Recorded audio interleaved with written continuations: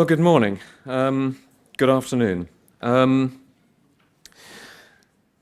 won't say precisely what Alexei Sayle said about a workshop which doesn't involve screwdrivers and spanners. This is scheduled as a workshop, but it's not, as Lucy said in the previous presentation, not the kind of intimate venue for discussion which I envisaged. I will allow, though, some time for Q&A.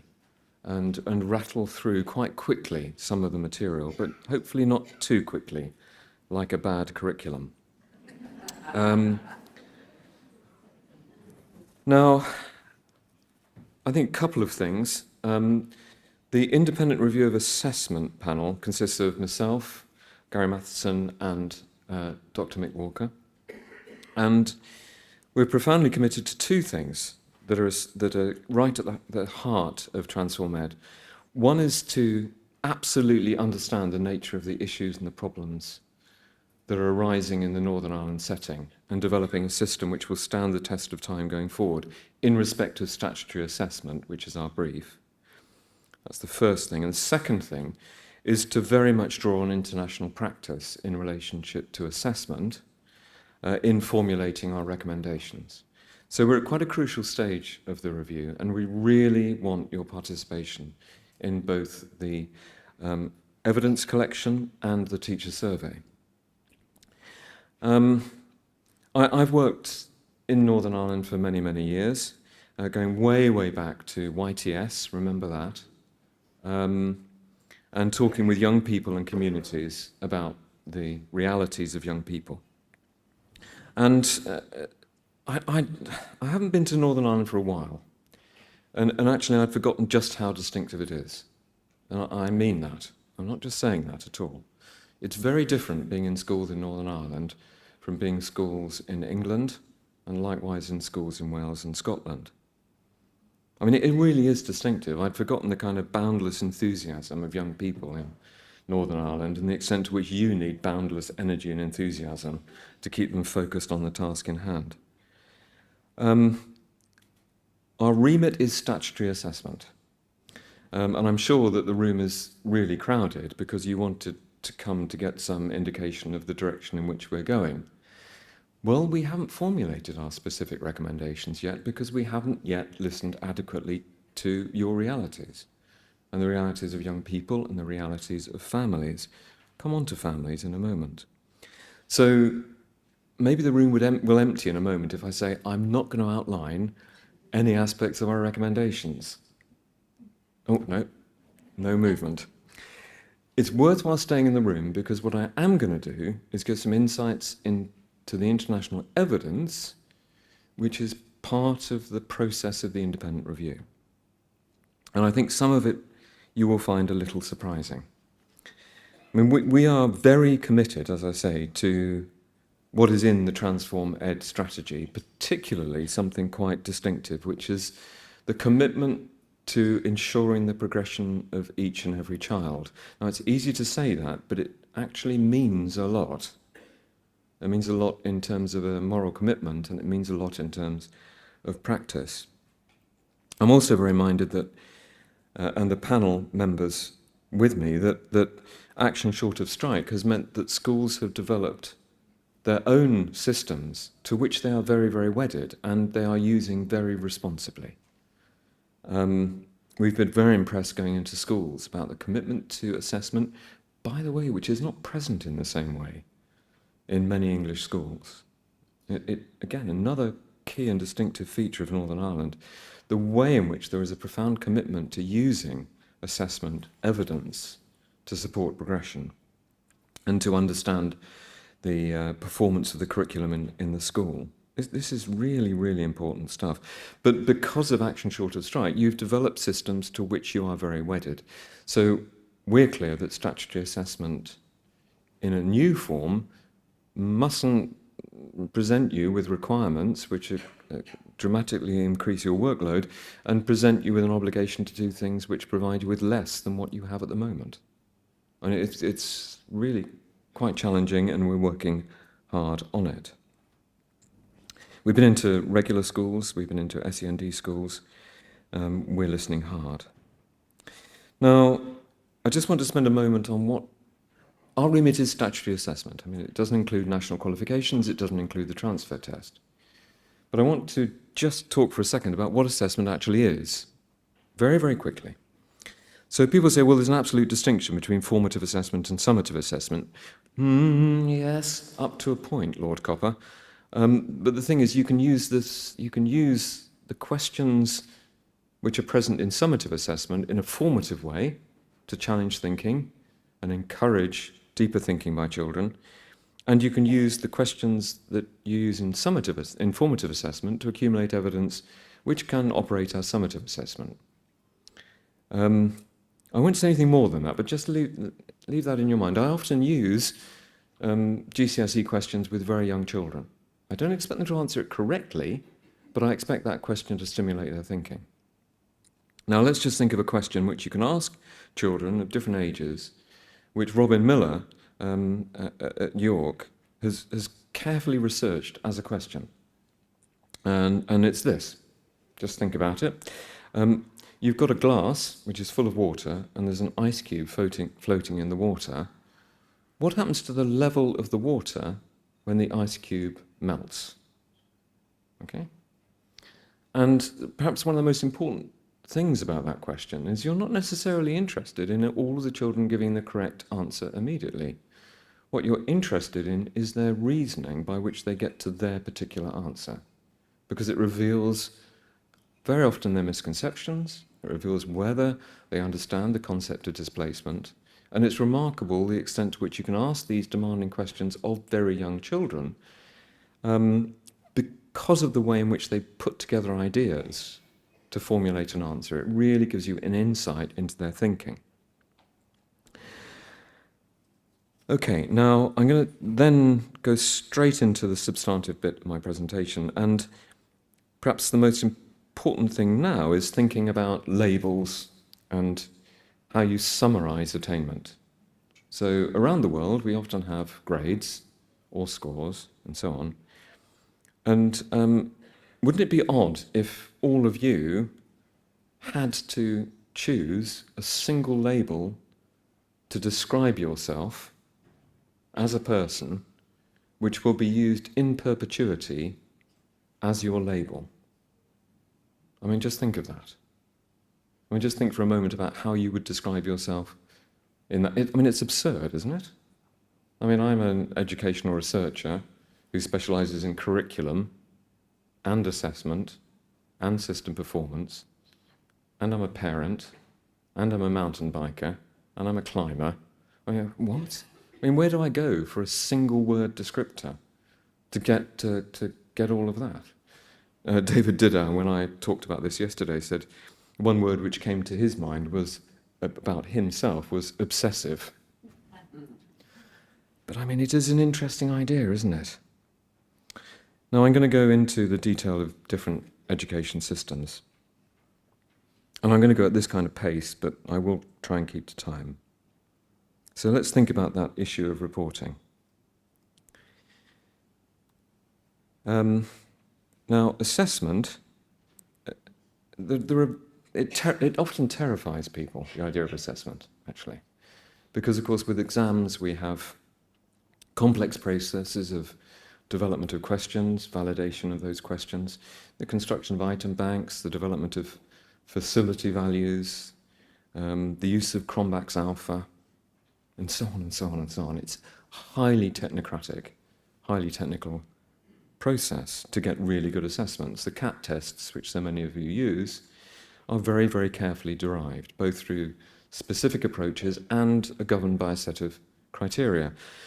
Now, I've written a lot about those criteria, and the APA standards are about 140 pages thick and are very technical, and they give rise to good assessments. But we can boil it down a bit. It does boil down to what are we going to assess, when, how are we going to assess it, crucially, why. But what I'm going to focus on today is what we do with the information that we get from an assessment. Now, interestingly, I think assessment, not statutory assessment, but assessment, should be seen quite widely. It should be the questions you ask after half an hour of learning. to get some inkling as to whether a kid or a group of children are beginning to understand something. It should describe also perhaps a more formal assessment that you administer after a week or 2 weeks or a month. It should encompass the things that you do at the end of term. It encompasses all of those things, and all of them should be equally carefully derived. That question I asked about ICE was very, very heavily researched by Robin.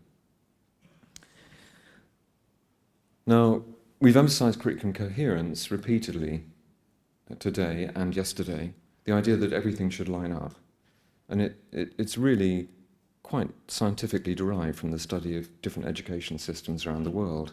And I've looked at the performance of different education systems and used this concept, which is derived from Bill Schmidt and William Prowat's work, because high-quality systems, there is no tension or conflict between assessment and curriculum, and inspection, and funding, and professional development, and learning materials, and so on and so on. It really, really lines up.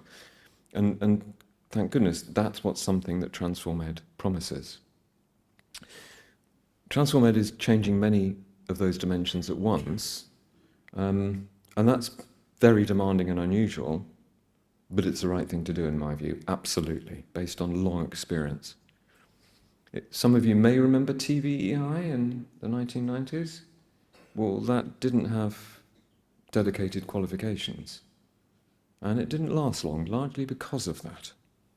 Scotland, that's had real problems of reform of the curriculum, but not reform of its national qualifications, and Mark Priestley has written quite extensively about that.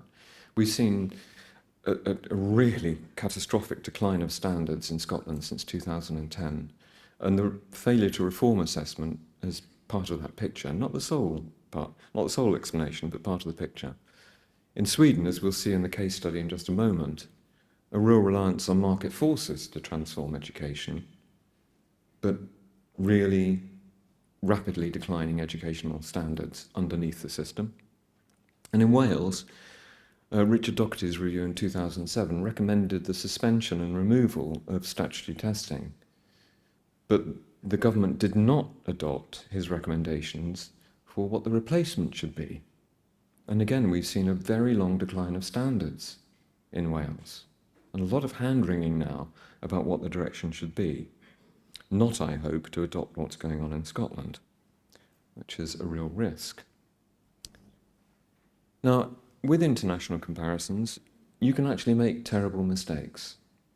So, Transform Ed, great commitment to using international evidence, but that international evidence has to be used very, very carefully. Andreas Schleicher, who I know well, Daniel knows well, I just had to get taken to task after a conference because he said, look, the reason that the education system is failing in England is it's based on memorization. It's just based on rote learning, and that's why kids are failing in England. And I just said, no, that's not true at all. He said, well, look, here's the evidence. Here's the evidence. From PISA, if you look at the strategies which kids are using in England, they use memorization way more in excess of high-performing systems like Japan and Macau. Here are the figures for using memorization as a strategy. And I said, Andreas, for God's sake, the reason that they're emphasizing so much memorization at the age of 15, which is when the PISA survey samples the views of kids and teachers alongside their attainment, is that they haven't done any memorization in English schools in primary. It's really absent from the activities. So by the time they get to 15, they're panicking about covering the curriculum content. So it's absolutely at the forefront of their minds. In Japan, in a primary school, you'll see loads more memorization activities, loads more rote learning, because as Lucy and Christine outlined, these are the foundations of high-level critical thinking. By the time they're 15 in Japan, memorization is still present, but plays a far lesser role in the strategies that they're using for learning. It's a fundamental misunderstanding of what goes on in the English system. So you've got to use these international comparisons very, very carefully. In thinking about reporting from assessment, back to that idea of a single word to describe you, reporting to everybody else about you, let's think about what we should be thinking about to make it good. We've got to think about what is technically robust. Is it reliable? Is it an accurate description of somebody? Does it make sense to a parent? Does it make sense to a teacher? Does it make sense to the next receiving institution? Does it make sense to the state that's interested in the performance of kids? What best support progression and development of all learners in terms of this reporting, and what will stand the test of time? Because it would be great, wouldn't it, if we could have statutory assessment which is in place for many decades, so you can begin to take it for granted, not have to constantly change your practice. Now, the issue, that's quite a thorny one, is that any given assessment usually has more than one purpose, and that isn't always a problem. Assessment often has more than one purpose. It becomes a problem, curriculum coherence, when the purposes are in tension. So the obvious tension in England is the fact that the last year of primary in primary schools is often dominated by narrow preparation for statutory tests. And that invokes a contradiction between the commitments of the national curriculum and the purpose of the test. Newton's, very good, Paul Newton's article in 2007 listed 22 purposes of educational assessment. That is a lot. A couple, reporting to parents and gathering evidence on the performance of schools for the state through performance measures.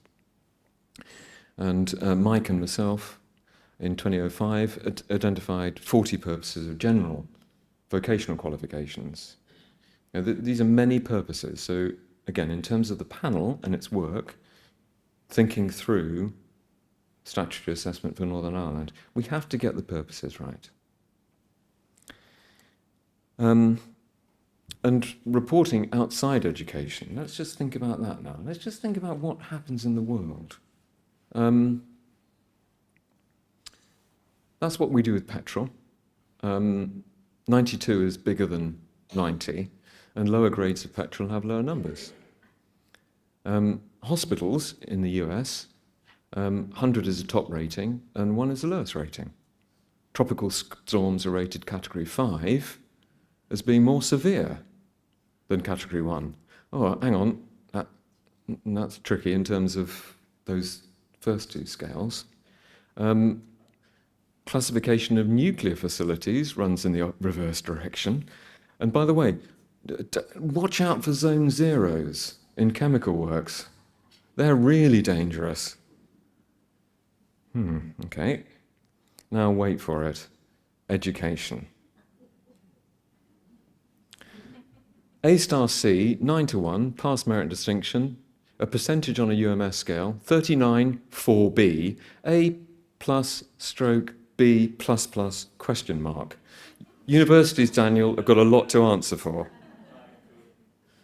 I proposed, wait for it, 0 to 2000 as the scale for reporting GCSE. 91st, 33, 120, 15. Now, I'm not saying that we should report all of these in the same way. Not at all. Because actually we can handle that. But the question is all the variation right? Because some of these are actually in the same space. They do very different things. Rank order, very different to 4B. Percentage on a UMS, very different from grade 9. So we're thinking hard about reporting in relationship to statutory assessment.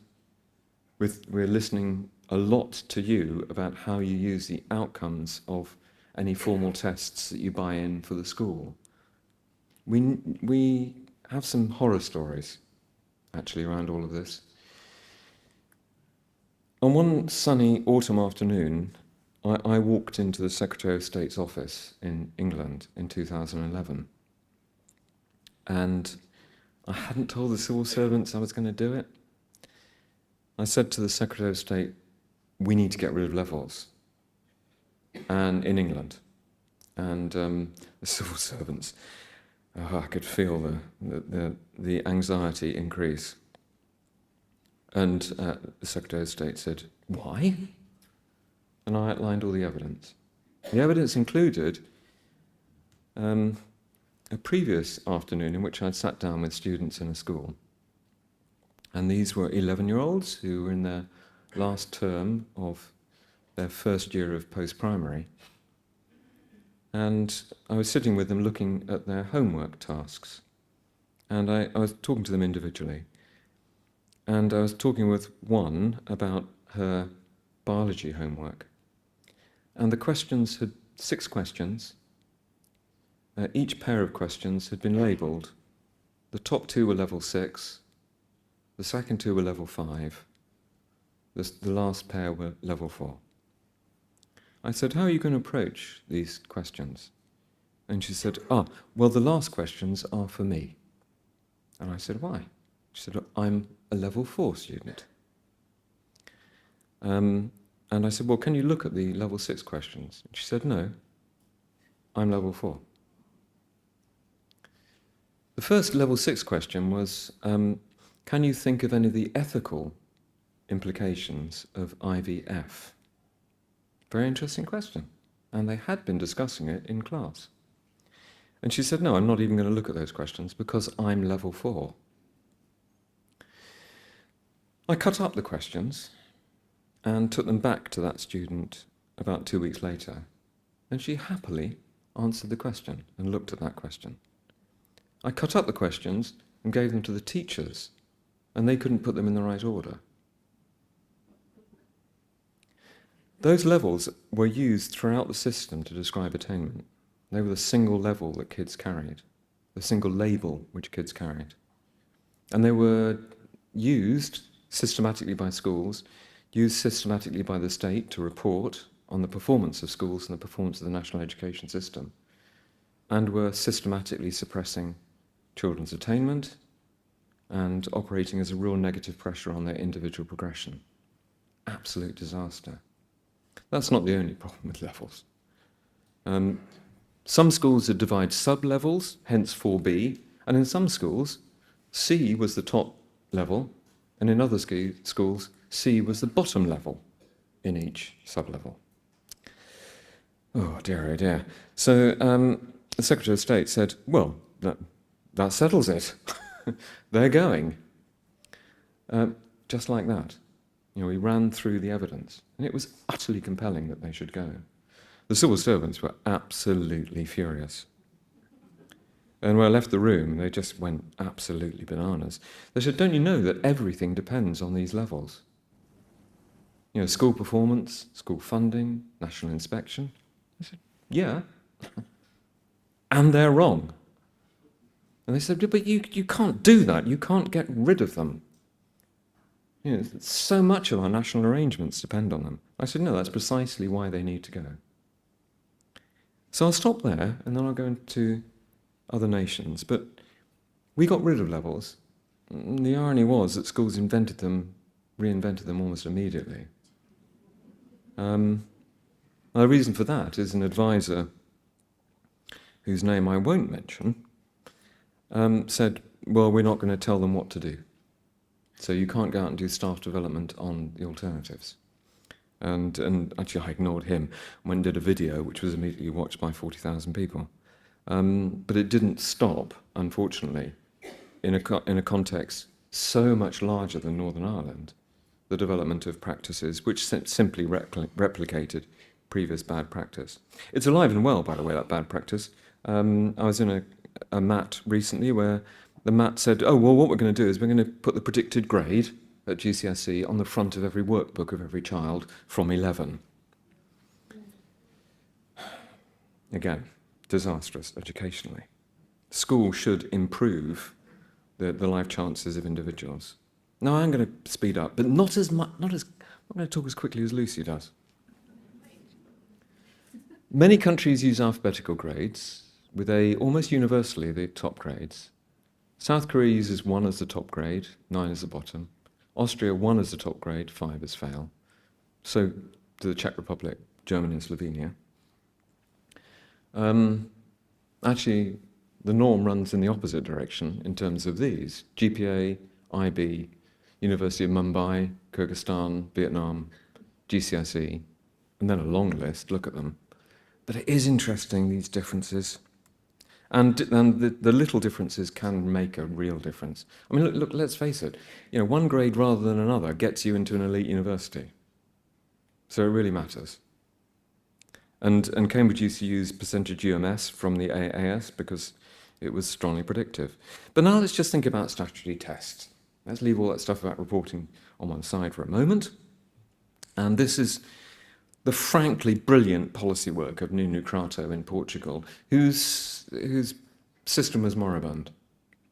These lines are not performance. These lines are the number of children being retained in grade. Because like many countries, Portugal has grade retention. And the vertical lines are the point at which a new national test was introduced at Nuno Crato's behest. And what happened was that the retention rates skyrocketed. So the number of children being held back in grade skyrocketed, and it meant that the kids were not meeting the national standard, which was represented in these very well-designed tests. There was political outcry. But look what happened. Almost really quickly, over a 2-year period, the rates of retention dropped back to the rate at which they had been prior to the introduction of the test. In other words, kids knew more. I mean, the performance of the education system improved. And so they introduced them again, different grades, and the same thing happened. And this is really positive. Suddenly schools knew that they were not meeting a national standard. And there were huge problems of regional variation in Portugal. And these tests revealed that and enabled the state to target its support, professional support, and its financing. It was a great initiative, and regrettably, the new governments that followed that actually withdrew these national tests to the great, and were welcomed by social groups and by unions. But actually, it's been a disaster to withdraw these tests. Now, a very popular country, Finland. The thing is, I'm sure all of you have heard lots of stories about Finland.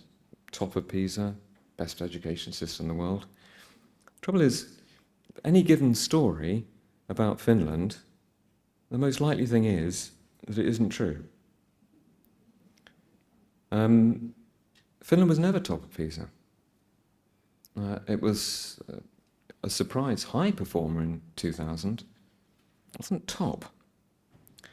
People went there because it was a European country, and you could get there easily. It was much easier than going to Japan, and it felt a bit more familiar. There's a few things about Finland. There it is. It's got the biggest gender gap in reading, still. The socioeconomic gap is widening, not closing. There are huge stresses in the urban school system, real competition to get into certain schools. It's a very high compliance system. Now, let's just look at it for a second. There are some good things about it, which I'll finish on in just a moment. If you read a book like Finnish Lessons, either the first version or the second version, it will tell you that what they did in the 1990s was brilliant, because, of course, that resulted in the attainment in the 2000s. The first measurement of PISA. And Finland did well in 2000, again in 2006, and since then has been catastrophically plummeting. I mean, it really has been plummeting. Now, these data are from consolidated tests of attainment, including those in the military. And if you interpret these correctly, it tells such a different story. Because remember, the kids were 15 in 2000 and in 2006, during that peak of attainment. So the seeds of decline were sown by the policy which was put in place during the 1990s. Okay, the peak comes from what was done during the 1970s through to the 1990s, not what was done during the 1990s. What was done during the 1990s, because the kids were 15 at the peak, actually resulted in the decline of the Finnish system. Now that's completely at odds with the common story. Now what the Finns do well is that, and again, another story, another Finnish fairy story, is there are no national tests in Finland other than the tests at 18. That's actually a true statement, but people misinterpret that statement. They think it means there's no formal assessment in schools until 18, and that definitely is not true. In primary schools, there is a lot more formal assessment than there is in schools in England, primary schools in England. A lot more formal assessment. And there's more formal assessment for disadvantaged children. And there's more formal assessment for those kids who the school think are at risk of falling behind. Now, that's completely contrary to what you might assume about Finland. They're really bothered about getting inside the minds of kids who are not meeting expectations. You know, and that's something that I emphasize with that question. You want to get inside the mind of the child to see what they're thinking. And in Finnish primary schools, they do that by an awful lot of formal testing. The teachers say, well, we don't like to do so much formal testing, but it's essential because otherwise these kids will just fall behind more. And then you get problems of differentiation, poor school connectedness, and so on. So they are getting some things right. But one of the other reasons that the Finnish system is in such trouble is that from the 16th century, they have depended on the home as the location for the acquisition of initial reading. So 70% of children come to school in Finland able to decode unfamiliar words. They can read. And the others have threshold reading. You just need a bit to get over that threshold. So again, the stories about Finland that you'll read in things like the Huffington Post in America, quote, headline, kids don't learn to read until they go to school at the age of 7 and they turn out all right, completely untrue. That's not what happens in Finland. But they have relied on families to do the initial work and on a rather tightly prescribed preschool curriculum with very highly qualified early years teachers. Just a few more minutes. So that's Finland. A lot more to say about Finland. I mean, one of the reasons that Finland is catastrophically, and it is catastrophically declining, is that they closed 2,000 schools over the last 2 decades. That doesn't seem like very many. Yeah, apart from the fact that the population of Finland is a tenth of that of England, so that would be the equivalent of England closing 20,000 schools. Not a very popular policy, I would argue. It would impact on our educational attainment. Sweden, quite simple in many ways, declining dramatically in PISA, depended on a model of competition between schools, assuming that that would actually raise standards. An Adam Smith invisible hand of competition would do everything, as it does in something like the car market.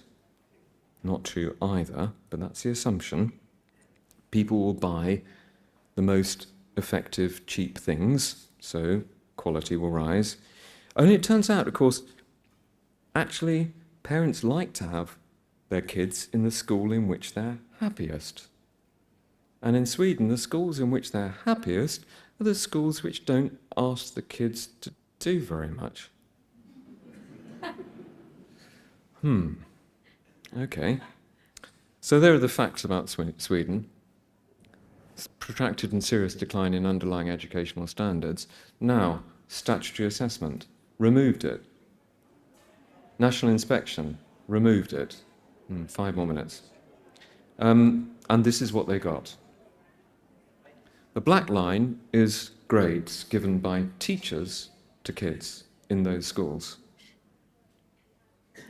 The coloured lines are underlying educational standards as measured in PISA.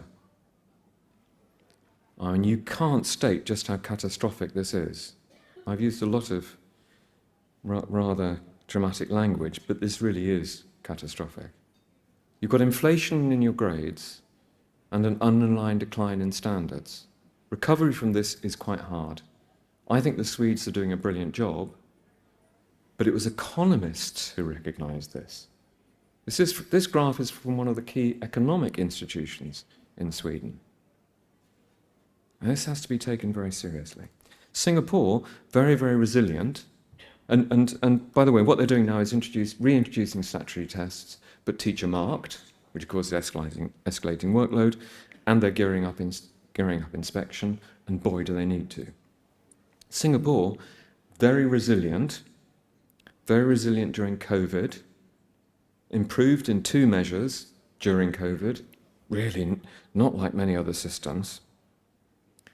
Very selective system, strong resonance with Northern Ireland, use of the primary school selection examination at 11 with massive stress and tension on young kids. Singapore being Singapore, they're now very concerned about that stress. They're not going to remove the PSLE, but they are doing a great deal of work to try and make it not so stressful for parents and for young kids. Singapore, lots of tutoring. As I say, a year really dominated by stress, but they've recognised it and they're doing something about it. But another key feature of Singapore to bear in mind is that whatever route you get into, whether it's the normal route or the integrated and accelerated route, where they don't do GCSEs, they just do A-levels, or whether it's a vocational route, a normal vocational, all of those routes are of high quality. I mean, the technical institutions if you go into the technical institutions in Singapore, they are beautiful buildings full of great equipment, full of great teachers. And the courses are numerically linked to the employment opportunities and the economic development plans in Singapore. So there is a high prospect of high return employment for the kids in the vocational route. If you have a selective route, what you've got to make sure is that those on the seeming low status or low attainment routes are of equally high quality. England's doing well because we've introduced certain forms of assessment and certain forms of initiative in numeracy and in mathematics and in literacy, alongside a knowledge-rich curriculum. We were hit by COVID, but not as much as the other devolved administrations of the United Kingdom. And we have become the focus of a lot of international attention in terms of improvement. Testing in the system, phonics check, to check that kids read when they come to school, multiplication check, to make sure they've automatized their times tables, which frees up their working memory for complex mathematical tasks, because number bonds are in their long-term memory. And I'll finish on a problem. I mean, I could say there are a lot. I mean, of course, England is not perfect. It's just doing well, and it's positioned statutory assessment well in the system. Although we don't assess science, and that's a problem. Our performance in assessment is moribund, with a surprise improvement in PISA that we don't yet understand, and I've discussed that surprise with Lucy in some detail. I'm moving fast. I'd like to talk a lot more about that. I won't. Just 2 more minutes. Scotland. Ian Donaldson went from Scotland to Wales and told them that they should do what Scotland is doing. What Scotland is doing is disastrous. I mean, look at their scores. New curriculum in 2010. Scotland had a fabulous education system during the 1960s and 1970s. The social composition of higher education was extremely mixed, far more mixed than England. A very good thing. You had good life chances if you came from a working class background in Glasgow. There are many explanations for it, but the curriculum for excellence is a problem. It's a problem that the administration said that there were teething problems with the curriculum 10 years after its implementation. Teething problems? You've got to be kidding me. After 10 years. A real problem of failure of articulation between national qualifications, statutory assessment, and the curriculum. The suspension of forms of assessment which gave feedback to schools and to the state. In speaking to leading educationalists like Lindsay Patterson in Scotland, I've said for years, Lindsay, what's going on? I mean, are we getting it right? Is it really as bad as we think in Scotland? And he said, well, actually, nobody really knows because we don't have enough data from schools to know. That's really bad. I mean, and they withdrew from TIMSS and PISA, other international surveys. So that's the story of Scotland up there. That's key things. They dismantled all sorts of aspects of assessment, which reduced the amount of feedback to professionals like you, school leaders, and to the state. And the explanation was that teachers just aren't implementing the guidance properly, and that they just needed to do it rather more diligently. The curriculum is demanding in Scotland, but what teachers were asked to do was create exciting learning experiences in which they combined components across different subjects. That hasn't gone well. It's not a teething problem. It's something fundamental about not having a focus on subjects, on key concepts and how they relate. They know they've got a problem with knowledge, and they've just set up a new group to actually look at that, the role of knowledge in the curriculum. They have re-enrolled in TIMSS and PISA. There is a glimmer of hope, I think, that Scotland will get on the right track. So with that, I'll finish. That's the kind of insights you get from international perspectives. And what we want in the independent review of assessment is to build on all those insights to make sure that we have recommendations for statutory assessment which supports your day-to-day practice and supports the state in best supporting you in high-quality education. And, by the way, final point, the queues will have died down a bit.